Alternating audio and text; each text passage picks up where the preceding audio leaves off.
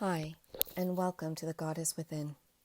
I would like to preface that I do not define the goddess to be gender specific, but the energy surrounding it, the passion that makes our soul dance.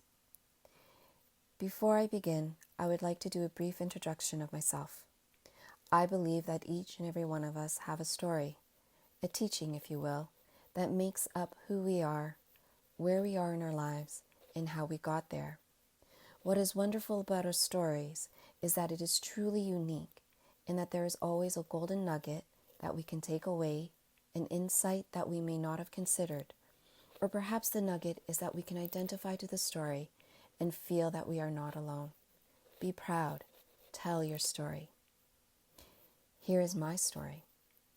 I am a mother of 4 children. I was blessed to even out with 2 boys and 2 girls. I have a 23, soon to be a 24-year-old daughter, an 18-year-old son with autism, followed by a 16-year-old boy, and my youngest is a 14-year-old girl. Yes, it is a very busy household. With the help of my own family tribe, I was able to put on the different hats parents do. Cook, housekeeper, nurse, taxi driver, disciplinarian, teacher, you name it, I was it. And with all the busyness of life, I was unhappy. I thought I was unhappy with work. So with the support of my husband, I abandoned 13 years in the financial industry and ventured off to the world of health and wellness. I studied to be a yoga teacher, a Reiki and Thai massage practitioner, and even delved into personal training. Through that experience, I found my spiritual self, but it eventually cost me my marriage. But here's where my story changes. My then self looked at it as a husband who wasn't truly supportive, and because he didn't speak his thoughts, blamed me for the disintegration. Granted, the financial burden fell on him, but in my mind, and I still believe this, I am not a mind reader. So if you have an issue, then speak. But here's the thing. I knew when I met him, he wasn't one to talk unless it really bothered him. It doesn't help either that I like to keep the peace. So fast forward to today. It was really and truly the lack of communication between the two of us that slowly drifted us apart. So in 2013, in an argument, surprising, we argued, he told me to pony up with a lawyer, and surprisingly to him, I did, and served him a few months later. From the time I served him, I went through a dark battle within myself. I only ate to survive, nothing hearty, and definitely nothing healthy. I lost a lot of weight. I mean, when your yoga pants that are made of Lycra are baggy, you know something was not right.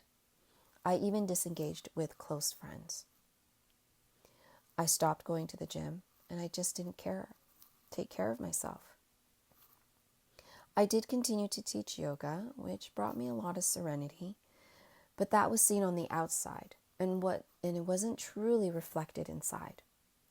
Not only was I going through a separation with my husband, I made the decision to take my older daughter's father to court to update his support since she was going to university.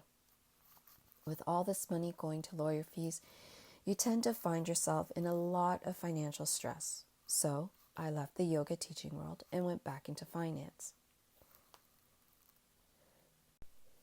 Hoping that the extra income would change things around at home, I tried as best as I could to be the person my husband saw me when he first met me.